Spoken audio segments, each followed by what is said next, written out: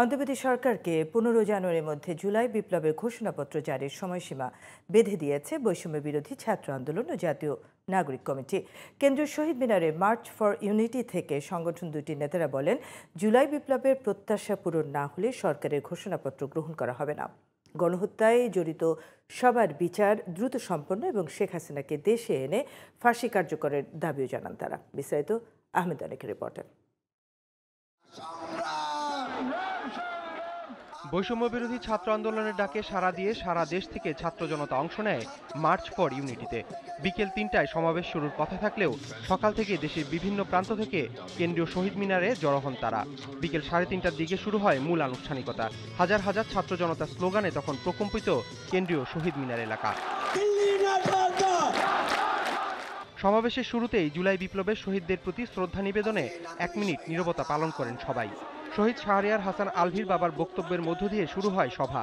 উপস্থিত ছিলেন শহীদ মুগ্ধ ও শহীদ আবু সাইদের বাবা। শেখ হাসিনাকে দেশে ফিরিয়ে এনে বিচার দাবি করেন তারা।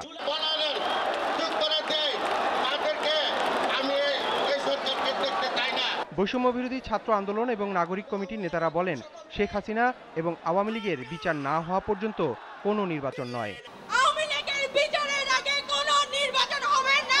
নতুন সংবিধান নির্বাচিত প্রতিনিধিদের মাধ্যমেই হবে। অন্তর্বর্তী সরকার ৫ মাসেও বাজার ও আইন শৃঙ্খলা পরিস্থিতি স্বাভাবিক করতে না পারায় সমালোচনা করেন অনেকে। আমাদের প্রতিষ্ঠানগুলো দালাল মুক্ত করুন। যেই দেশে বিপ্লবীদের নিরাপত্তা নেই, যেই দেশে যোদ্ধাদের নিরাপত্তা নেই, সেই দেশে সাধারণ মানুষ কিভাবে নিরাপত্তা আশা করতে পারে?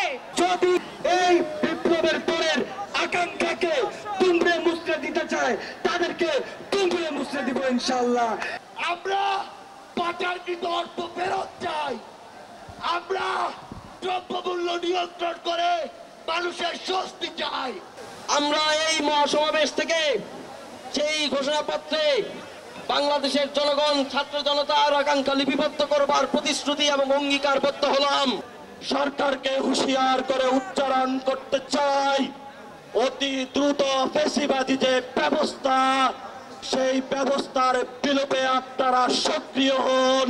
অন্তর্বর্তী সরকারের জুলাই বিপ্লবের ঘোষণাপত্র জারির উদ্যোগকে স্বাগত জানিয়ে বৈষম্য বিরোধী ছাত্র আন্দোলনের নেতারা বলেন, ১৫ জানুয়ারির মধ্যে জারি করতে হবে ঘোষণাপত্র। ১৫ জানুয়ারির মধ্যে আমাদের এই জুলাই গণঅভ্যুত্থানের ঘোষণাপত্র জারি করতে হবে। দাবি আদায় না হওয়া পর্যন্ত রাজপথে থাকার ঘোষণা দেন তারা। জুলাই গণঅভ্যুত্থানের ঘোষণাপত্র। আহমদ অনিক, জিটিভি নিউজ, ঢাকা।